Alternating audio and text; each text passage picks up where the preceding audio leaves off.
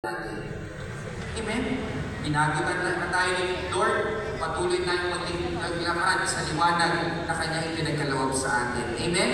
Because the gospel travels. Pangatlong bagay, makikita po natin dito.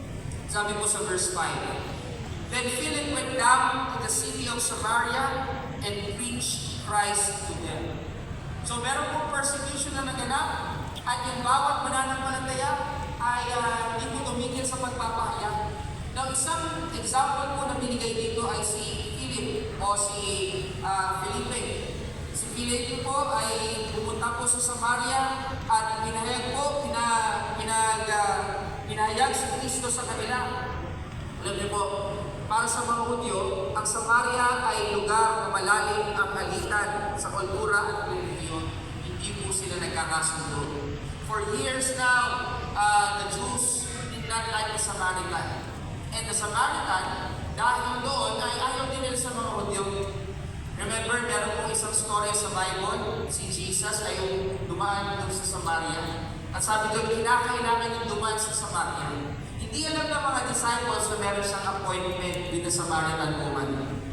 It was not set doon ng kanilang grupo. But the Bible said na kinakailangan yung dumaan doon dahil ito yung pagkakataon makakausap niyo itong babae yun. Natandaan niyo po yung storya? At tanghaling tapat nag-iigibong babae yun dahil umiiwas siya sa mga chismis, mga tao sa paligid niya, mga kapitbahay niya. At nagtaka yung babae nung panahon yun dahil kinakausap siya ni Jesus. Dahil hindi naman unang-una si Jesus ay isang Hudyo, isang lalaki, at hindi po sila magkasundo. So hindi po ordinaryo yung pagkakataon yun. Ngunit ito ay naging daan upang makilala ng babae ito na si Jesus ang Mesaya na kanilang hinihintay. Bakit po nagulat yung babae? Kasi for hundreds of years, the Jews and the Samaritans were not in good terms. Ngunit itinawid ang Ebanghelyo sa kabila ng hadlang na iyon. Jesus did not hesitate to talk to the woman dahil alam niya kailangan nito ang kapatawaran ng Diyos. Ganyan si Felipe, itinawid niya ang Ebanghelyo sa kabila ng hadlang na iyon. Dito po ay makikita po natin na hindi po nalilimitahan ng mga borders ang Ebanghelyo.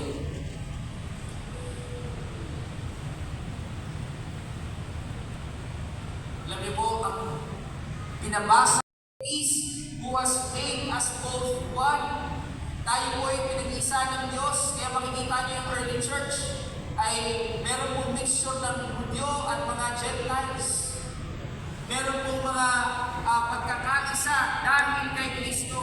Magkakaiba man ang kanilang lahi, magkakaiba man ang kanilang nationality. Ngunit dahil kay Kristo, sila po ay iisa po ang kanilang pinapanampalatayanan. Kaya sabi ni Apostol Pablo sa Galatians 3 verse 28, There is neither Jew nor Greek, for you are all one in Christ Jesus. Amen? Ang tingnan niyo po ang inyong paligid. Okay? Lahat po tayo ay mukha namang Pilipino, tama? Pero tayo po ay may iba't ibang mga pinanggalingan. Sino po dito ang Ilocano, taas ang kamay? Taas ang kamay, Ilocano. Ba't tayo may taas? Okay? Sino po dito ang mga Bisaya, taas ang kamay? Iba hindi alam kung Bisaya o Ilocano. May mga Ilocano kasi sa dahil si Philip ay pumunta sa Samaria, marami pong mga taong naalihan ng masamang espiritu, nakalaya, at sabi niyo, nagwawala yung mga masasamang espiritu nung sila ay pinapalaya, at marami po ang nakaranas ng mga himala na nagmumula sa Panginoon, mga paralitiko at mga lumpo na gumagaling, nakakalakad na po sila. Kaya sabi dito sa Acts verse 8, sa Acts 8:8, there was great joy in the city. Pansinin niyo, hindi lamang po conversion ang nangyayari. Nagkaroon din po ng kagalakan. Nagkaroon ng kagalakan sa mga syudad na yon. Bakit? Dahil naroon po ang Diyos na nagbibigay ng kalayaan, nagbibigay ng kaayusan, nagbibigay ng kapayapaan sa mga tao. Sabi ko sa Psalm 67 verses 3 to 4, let the people praise you, O God, and let the nations be glad and sing for joy. Kapag narating ng Ebanghelyo ang mga tao, alam niyo kung nangyayari, kapag narating po nila ang Ebanghelyo, sumusunod po ang kagalakan. Amen? Masaya po ba kayo dahil narinig niyo ang mabuting balita tungkol kay Kristo? Amen? Parang hindi Okay? Diba? Why? The gospel brings joy because it brings freedom, it brings understanding, it brings purpose to who we are. Kaya tayo ngayon ay may kagalakan. Sabi pa din sa verse 4, oh, let the nations be glad and sing for joy, for you shall judge the people righteously and govern the nations on the earth. Hallelujah. Alam mo po, napatunayan na po natin yan sa ating mundo na kapag taong namumuno, hindi talaga maayos. Amen? Pero kapag si Jesus ang namumuna sa ating pong buhay at namumuno at naghahari sa ating pong buhay, ang ating pong buhay ay umaayos at umuunlad. Amen? Hallelujah! Palakpakan po natin ang Panginoon. Kaya yung panginihintay ko, isuko mo na ang iyong buhay kay Kristo. Ipagkatiwala mo na ang paghahari ng iyong buhay sa Kanya at tinitiyak ko sa iyo, kaibigan, magbabago ang buhay mo dahil si Jesus ang siyang nagbibigay ng tunay na kalayaan at layunin para sa iyong buhay. Hallelujah! Kapag narating ng Ebanghelyo ang mga tao, sumusunod ang kagalakan. Where the gospel is preached, joy follows. Hallelujah! Kanina, medyo nahirapan po ako i-transition dahil nanggaling tayo sa prayer. Tapos ang pinasa ko ay persecution. Nagsimula yung Acts chapter 8 sa persecution. Ngunit makikita nyo, anong katapusan ng storya? Nagtapos ito sa kaligayahan ng isang lungsod. Sinubukan ng kaaway na patahimikin ng iglesia sa pamamagitan ng persecution. Ngunit, sa kabila nito, na kapag ito ay nakapagdala ng mas maraming mga misyonero sa iba't ibang mga bayan at patuloy na umaabante, patuloy na umahayo ang Ebanghelyo. Mga kaibigan, mga magulang at mga kapatid, the church may be scattered, but the gospel will never be stopped. Amen?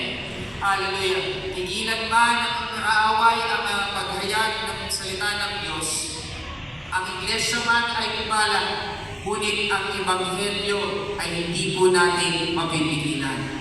Ano pong sabi ng Matthew 24? Okay? The people will hear the gospel, and then the end will come. Every ear will hear about Jesus. That is the progress of the gospel. Hindi mo mapipigilan ang pagpapahayag ng salita ng Diyos kahit may persecution. And even now, hindi man po natin ito alam, pero kahit sa Middle East, may meron pong persecution. Alam niyo ba na doon sa Iran, napakaraming churches pala doon. Sa kabila ng pagiging radical Muslim ng mga leaders doon, napakataas ang bilang ng mga churches doon kumpara sa ibang mga cities sa Middle East. Hindi po napigilan ang paghayo ng mga mananampalataya sa kabila ng persecution. Hallelujah! Bakit po tayo may misyon? Dahil unang-una, ang gospel ay dumating sa atin. Ngayon, ipapasa natin ito sa iba. Sabi mo sa katabi mo, ipasa natin ang mabuting balita. Diba? Kung paano natin pinapasa ang mga magagandang bagay na ating naririnig, ipasa po natin ang mabuting balita.